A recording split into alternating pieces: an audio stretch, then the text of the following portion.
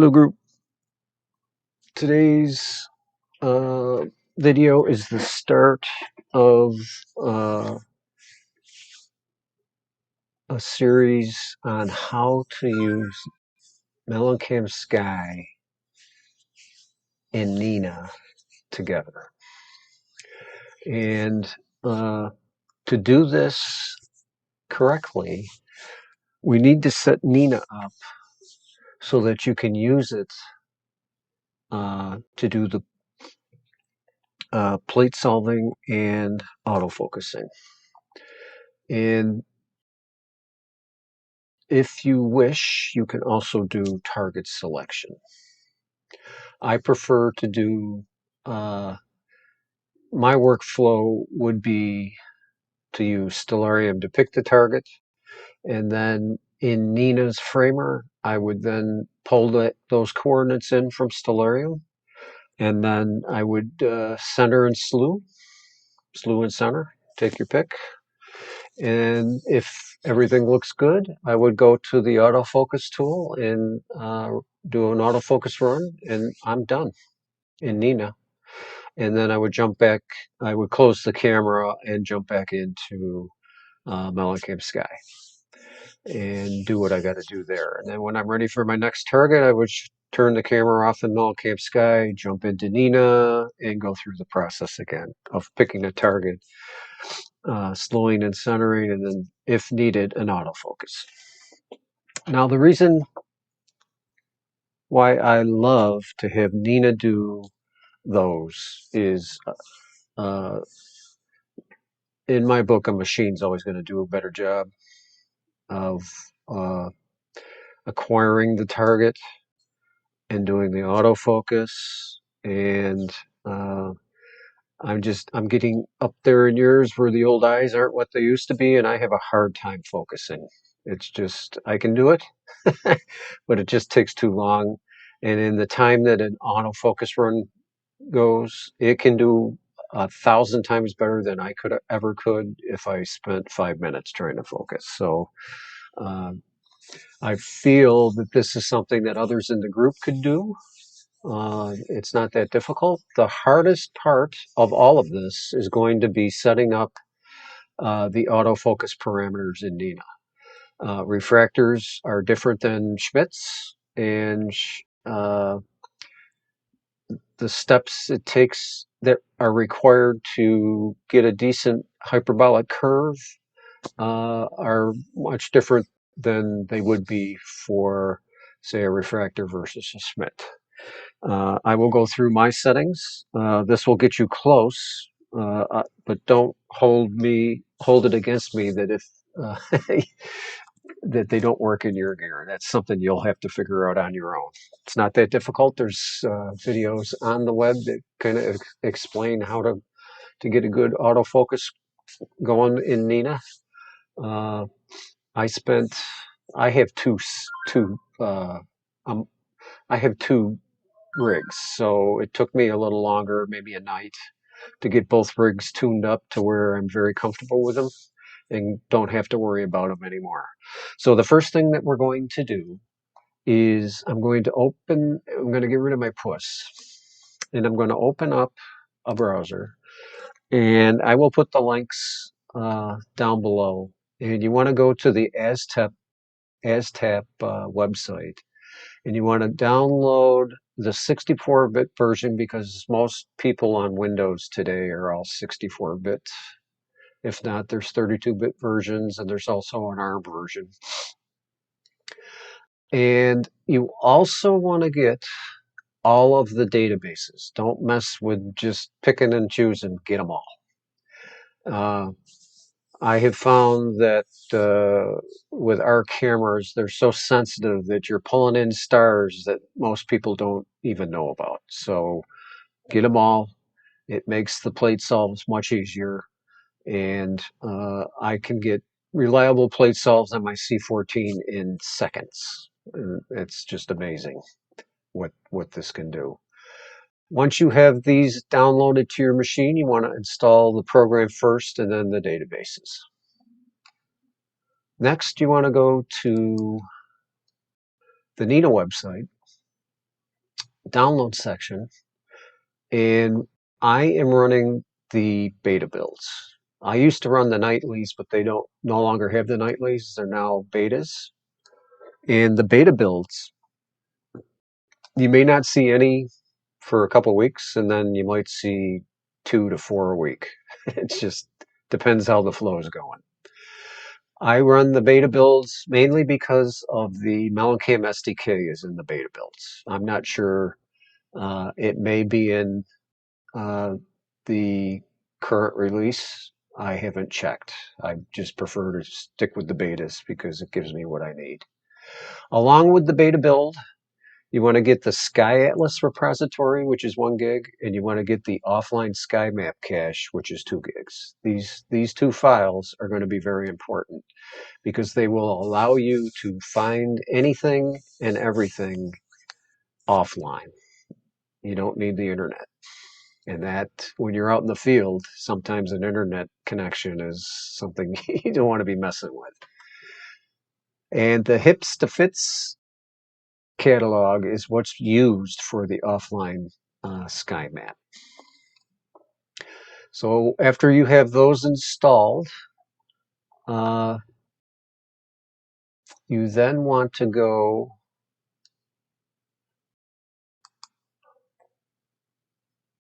and I'm going to open up the machine so that you can see. On my machine, on the D drive, I don't put the data files on the C drive. But you see I have a N.I.N.A data and a N.I.N.A images. The N.I.N.A images is where, when I'm using N.I.N.A, my calibration frames and lights go into this folder here. But the one that you need to know about is I have all of my N.I.N.A data files in here. So the framing assistant cache, this is the hips to fits files, and you can see that there's almost 2,200 of them. The other one is the Sky Atlas image repository. And these are the little thumbnails that you see next to the target names in the Sky Atlas. I also have my Horizon file in here. And now that you know where all the important stuff is, we are going to start opening up stuff. Well, let me show you this first. So if I'm a Stellarium guy and I use Stellarium to pick my targets, mainly because it has a pretty obstruction view here. And there is one thing you got to do, and that is to got to go into the config window on the left. You got to go to plugins, and you got to go to remote control, and you got to make sure that this load at start is checked.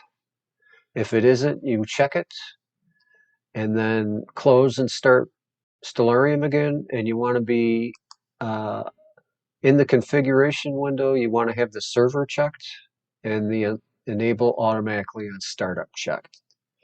The port number is going to be 8090. You just leave that as it is. And before you close, you want to save settings. So I'll just close this down. Next, I'm going to open up, I'm just getting ready to show you some N.I.N.A stuff here. So this would be as if I was going to do a nightly run. So it's going to load up my USB hub and my focus cube because I have the refractor on the scope right now. And then I'm going to load up CPWI. And I'm just going to select USB mount. I'm going to do a quick align, begin alignment, and I'm going to skip it. So I have not done an alignment. And this is what I will do when I show you how to use all of this with Mallincamsky. This particular setup will be unaligned roughly polar aligned and not aligned, star aligned. The C14 will be polar aligned and star aligned, just so you could see the difference between the two. Can close this down now that it's running. The next thing that we want is N.I.N.A.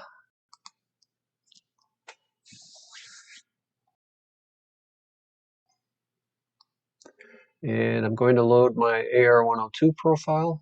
If I didn't, I could go to the list and pick one from the list. And right now I'm not going to start anything. We want to go to options. And now we need to point N.I.N.A to where those two repositories are. And the first one is going to be the Sky Atlas image folder. I already have it selected. You saw mine was on the D drive, N.I.N.A data, Sky Atlas repository. I select that folder, say OK. The Sky survey, I want to go to my D drive, N.I.N.A data, framing assistant cache.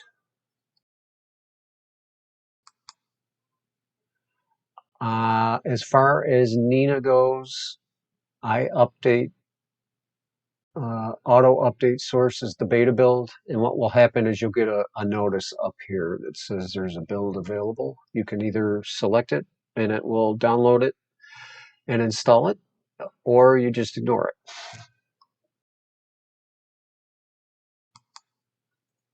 The next thing we want to do is we want to go to equipment.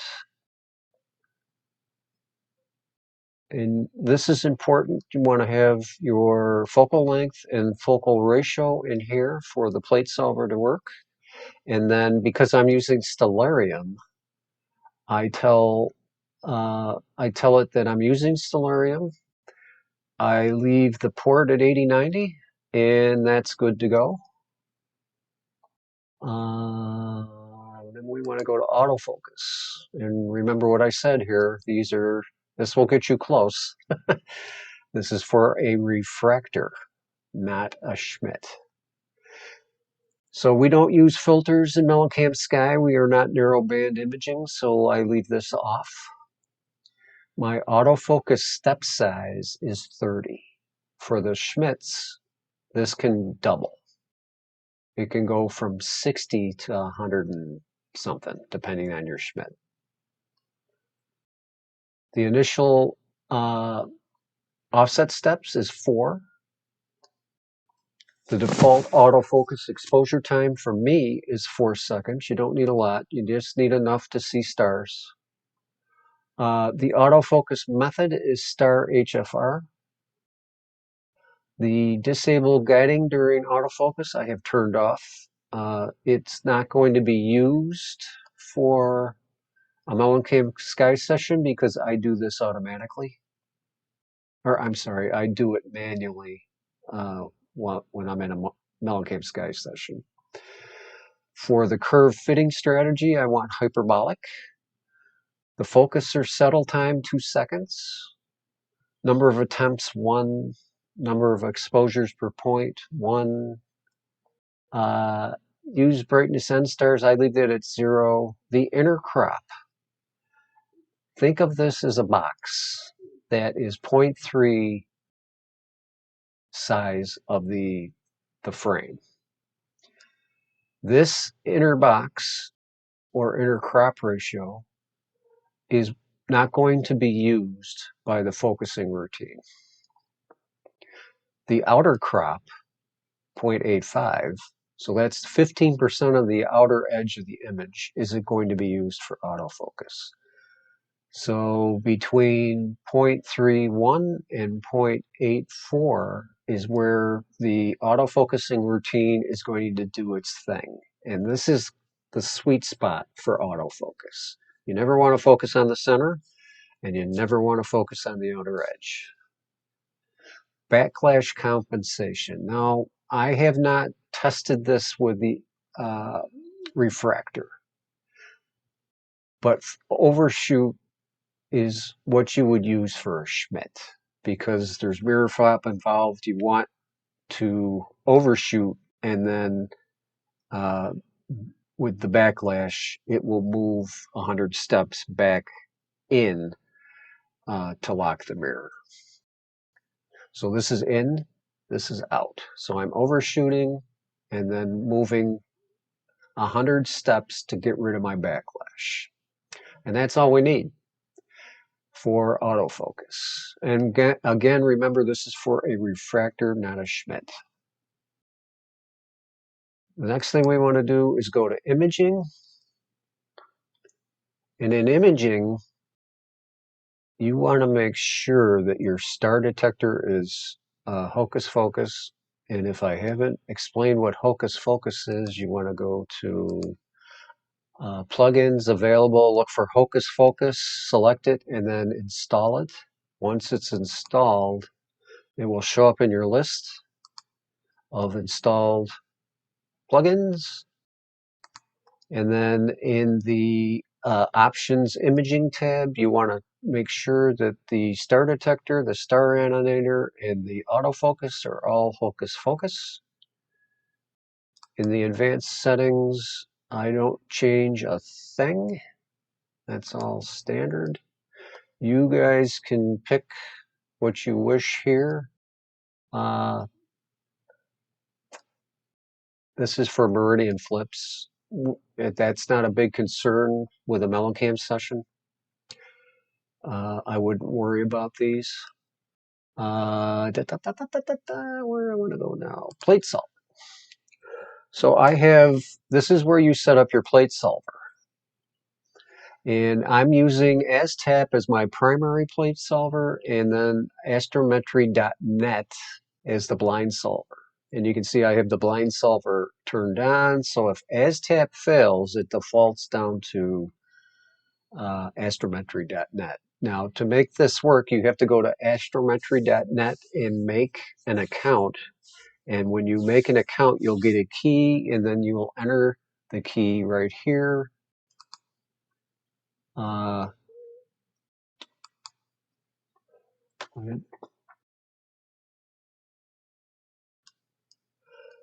then to set up your ASTAP, you have to tell it where it is. So you would go to your ASTAP folder, select ASTAP, say OK.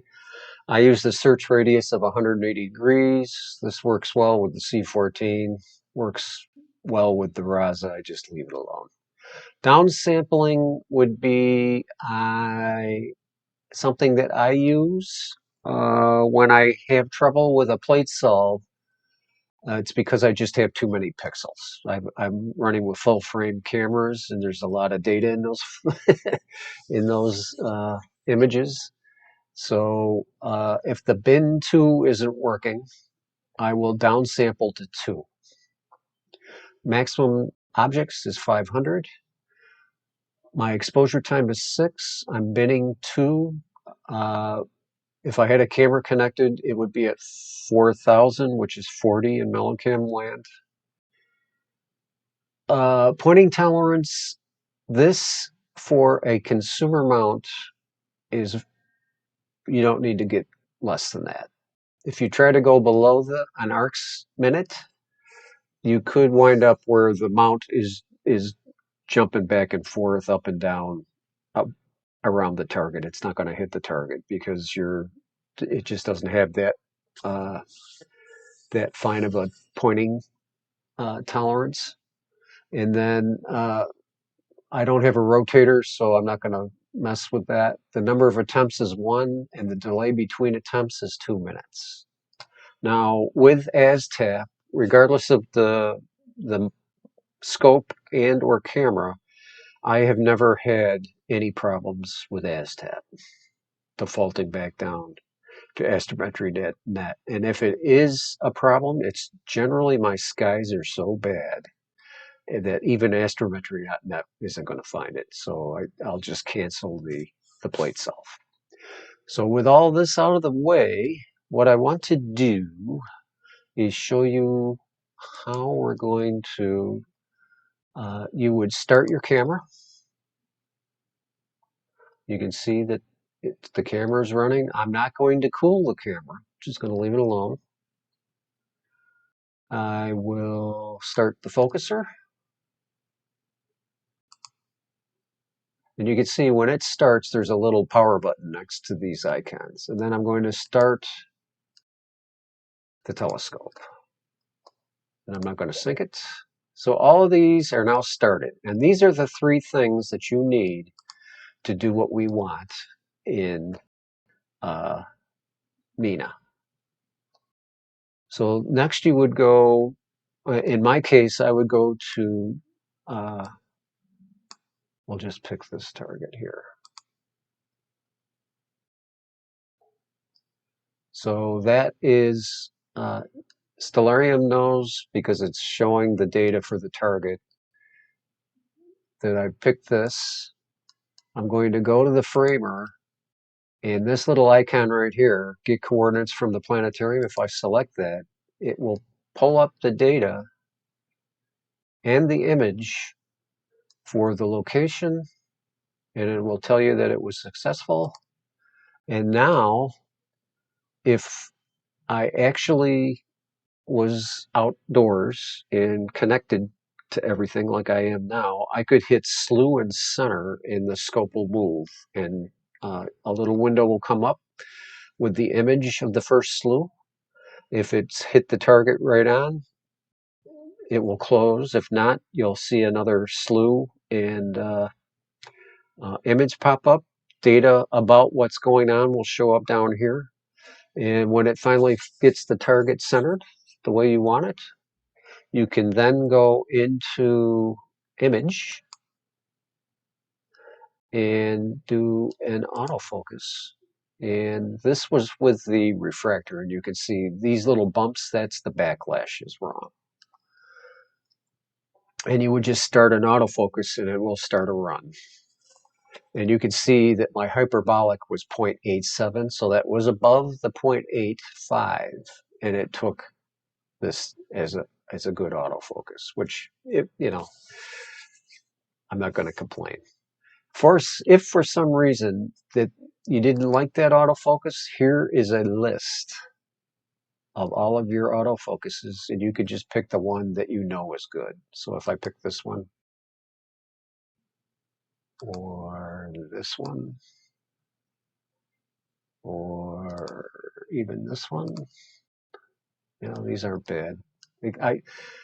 When I get a curve that's decent like this, I'm not going to get too picky. We're talking maybe less than 10 steps, 5 steps. When you get a curve that looks like this, it's not worth all the effort to to get what you got to do. So after you have your focus, we are now ready for Mallincamsky. So you have to turn the camera off, and then in Mallincamsky you would start the camera in Mallincamsky. I leave the cooler on so that as soon as the camera starts, it's cooling down. It's already up to temperature, so cooling down ain't going to hurt it. And away you go. You're centered on your target. And then when you're done with what you got to do in Mallincamsky, you would close the camera. You don't turn off the cooler. You just close the camera. Power's still on. And then in N.I.N.A, you would connect. And what you will see, as soon as it connects, it will start to, the temperature will start to raise. So life is good. So for the next video, I will show you how we do this in real world conditions. Where I've got the gear outside, I've got everything up and running, and we'll do one session with the CGX, which is polar aligned and unstar aligned, and then another one where the C14 is polar aligned and star aligned, so that you can see the difference between having very good alignment and so-so alignment. So until then, thanks for watching. See you in the group.